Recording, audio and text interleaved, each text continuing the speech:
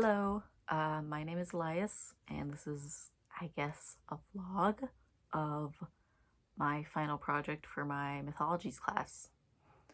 So if you're not my professor, don't watch this. For my project, I've decided I'm going to try and recreate the mask of the Matron of Ravens from The Legend of Vox Machina, Season 2. The threads of fate are not puppet strings. They connect life to destiny. To start out with this project, I did not know what I was going to do. I had two completely other ideas that I did before this. First, I made this thing. This was inspired by The Snow Queen by Hans Christian Andersen. You can see I cut up a bunch of pieces of, these were video games that I cut up and then I glued to a canvas. And then I glued some trees that were covered in snow that I got from Michael's. And then I realized that I forgot to document the process at all. And also I realized that this was a dumb idea, so I didn't want to do it. After that, recently I tried doing a different thing. I made this, which you can see I cut out some stuff from some magazines. And it was supposed to be kind of the idea of like seeing stories in the stars and like constellations. And then I realized that was bullshit and that was stupid. I didn't like it. So, round 3. To start off with, I've got this mask that I got from a Halloween store or maybe a thrift store. I don't remember. It was years ago. And what I'm going to do is I'm going to be using this to create a paper mache mask. The reason I'm using a Bible is because the paper is really thin. I've already used quite a bit of pages from this thing to do other paper mache projects. I don't know if that's blasphemous of me. I think it's kind of thematically relevant given what class this is for. So yeah, I'm going to mix up a paper mache concoction. I'm going to apply paper onto this to try and get it more of like a smooth, more solid structure than this thing. And then I'm going to paint it.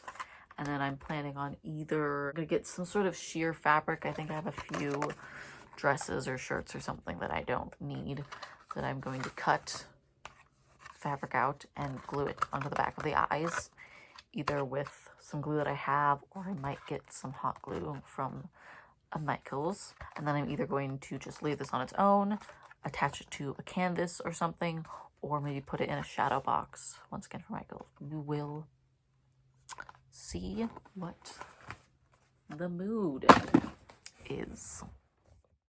Right, here you can see I'm doing paper mache. I'm dipping torn up Bible verses into a mixture of water and Mod Podge and just slapping it right on there, right onto the mask.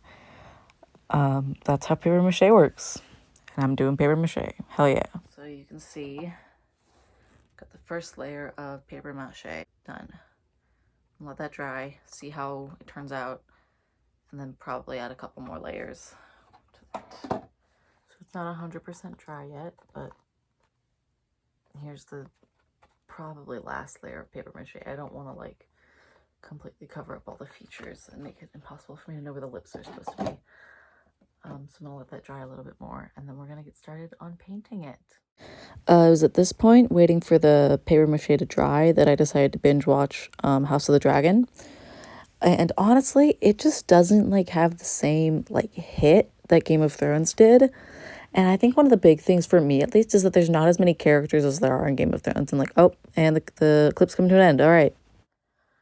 So you can see the paper mache is mostly dry.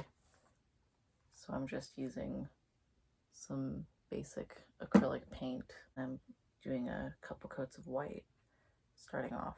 And then I'm going to go in and look up some reference images of the mask in the show.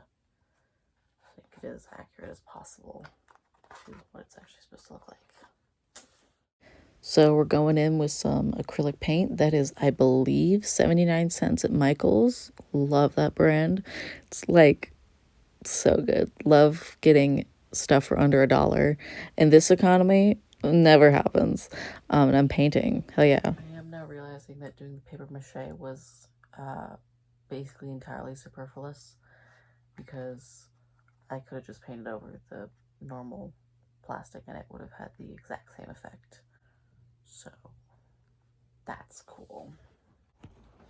One thing I just realized actually is I don't have to look up a reference image for the Matron of Ravens' mask because I have the Critical Role lore book, Taldore Reborn. Voila, you got the picture right there that I can go off of, which is very convenient. Is there an index back? Oh man, I didn't know this was a thing. I didn't know my boys were here. They have a whole section for Vox Machina at the back of the book. Keyleth. Is there one on Vaxeldan? I want to see if there's one on Vaxeldan. Oh my god, if there's one on fucking Vaxeldan, I'm gonna cry and sob. Okay, I'm gonna cut this part out of the video, obviously, but fuck.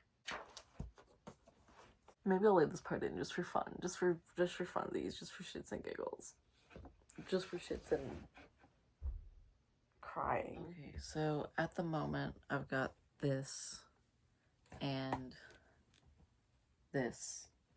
I painted a canvas black because I realized I was out of black canvases. If I had like gold foil or something, that'd be nice, but I do not. I'll figure something out, probably. So what I decided to do is represent the strands of fate the Matron of Raven has dominion over by using some metallic gold paint that I realized I had and doing that. I want the eyes to be black. If I just put it on top of the freaking that thing, they'll be like gold. So what I did is I cut up a pair of shorts that I had and I'm gonna glue the black fabric onto there. Together. This as centered as possible. Ta-da! So now I let this dry overnight, I think. Alright, so here's the finished product. I think it actually turned out pretty good. I'm not mad about it. So here's my mask of the Matron of Ravens, inspired by Critical Role Campaign 1, Vox Machina. If you are not my professor or someone in my class, number one, why are you watching this? And number two, remember to, I guess, like and subscribe for content that is going to be nothing like this. I'm not going to make any other videos of me doing art projects, probably. Thanks for watching, I guess.